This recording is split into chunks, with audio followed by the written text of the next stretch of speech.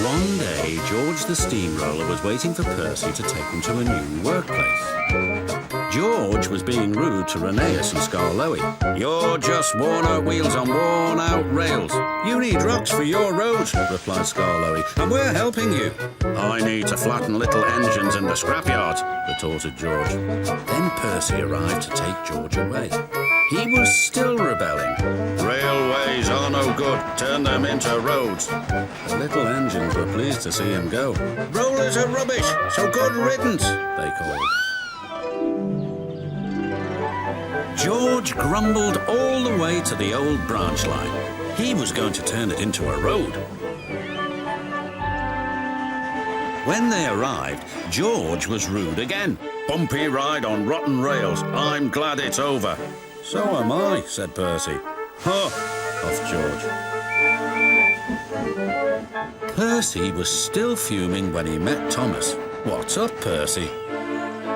"It's George. He makes me feel down." "Just ignore him," puffed Thomas.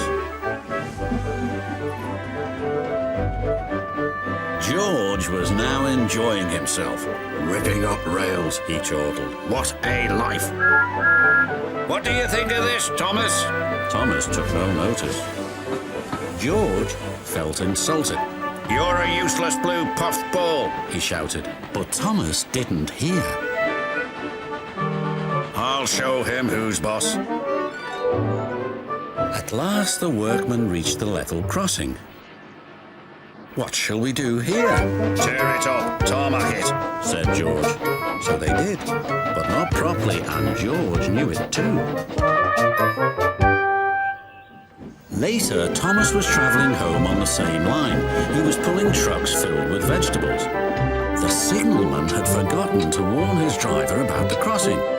"That's nice, we don't need to stop," said Thomas happily. "Yes, we do," called his driver. But it was too late.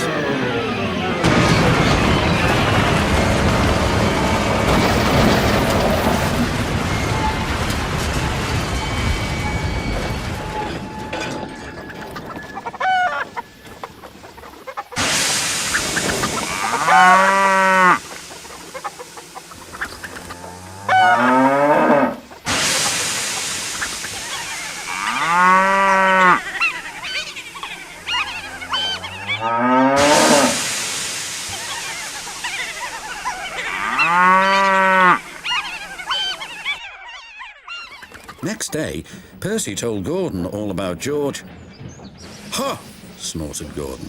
"You're just a small engine, that's why he's rude to you. He wouldn't dare cause me any trouble." George had been taken to some yards to work. As he was chuffering about, Duck arrived with a train of empty trucks.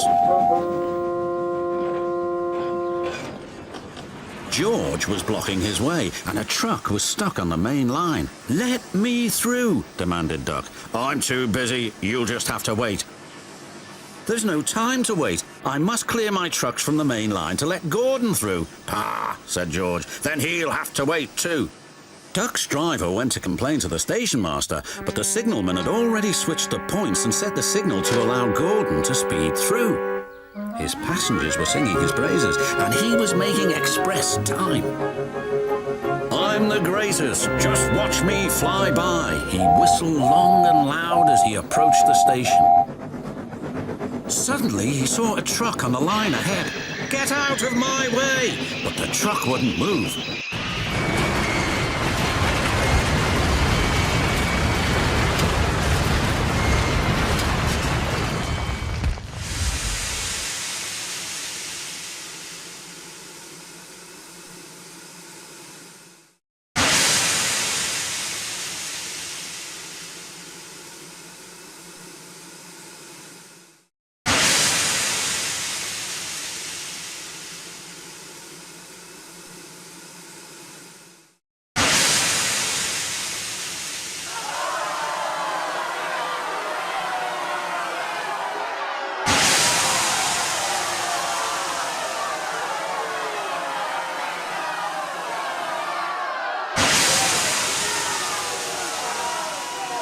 Whoever caused this disturbance will have me to answer to.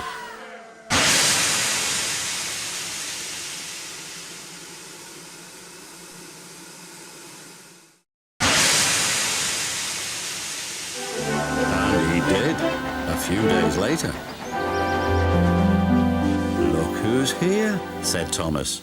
George had been found out by the fat controller and punished. He looked miserable.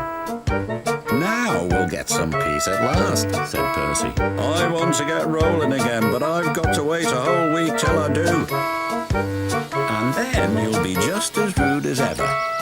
Eh, George?" "I hope not, don't you?"